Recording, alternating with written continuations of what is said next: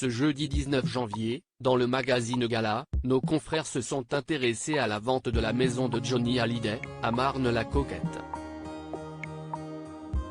Ils ont recueilli le témoignage d'un proche du chanteur qui a révélé pourquoi ce dernier n'aimait pas particulièrement la villa.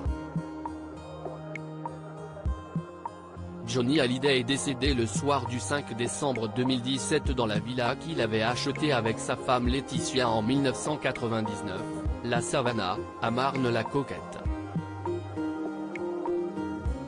Presque 5 ans après sa mort, la propriété a été mise en vente pour la modique somme de 10,5 millions d'euros. Un prix qui a été revu à la baisse après une première proposition de Laetitia Hallyday à 17,9 millions de dollars. À l'époque, aucun acheteur n'avait été trouvé. Johnny Hallyday, pas fan de la villa Savannah, un proche se confie: la vente de la maison a été confiée à la famille Kretz, star de la série L'Agence diffusée sur Netflix et TMC. Invité dans l'émission Culture Média sur Europe 1 le 11 janvier dernier, Martin Kretz a évoqué les difficultés à trouver un acheteur sérieux. Il faut sélectionner les acquéreurs, parce qu'il y a beaucoup de fans. Il y a beaucoup de curieux, donc si est notre boulot de sélectionner et de faire les vraies visites avec de vrais clients, disait-il. Mais cette maison, Johnny Hallyday n'était pas particulièrement fan. Si est ce qu'un proche du rocker a confié au magazine Gala dans son édition du 19 janvier 2023. Ce n'était pas un homme de la campagne, ça l'angoissait même tout ce verre, leur a-t-il dit.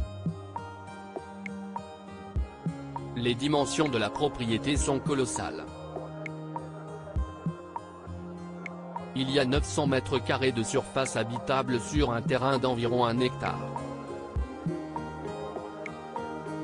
À l'intérieur, on peut profiter d'une salle de cinéma privée, 5 chambres ou encore d'une suite parentale avec terrasse.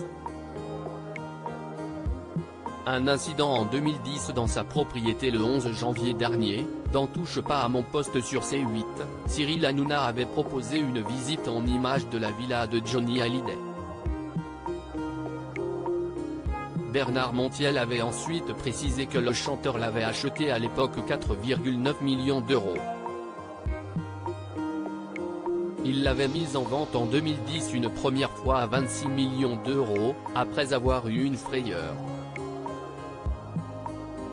Son gardien s'était bourré la gueule. Il a commencé à tirer sur les gens qui s'approchaient un peu trop de la propriété et pourtant, si est un domaine déjà privé. Johnny est un homme timide, il avait été très emmerdé par cette histoire, expliquait-il. Le chroniqueur avait aussi confié s'être réconcilié avec Laetitia Hallyday après 5 ans de brouille. À lire aussi: on a dû faire le deuil de cet enfant, Laetitia Hallyday revient avec émotion sur le petit garçon qu'elle n'a pas pu adopter avec Johnny.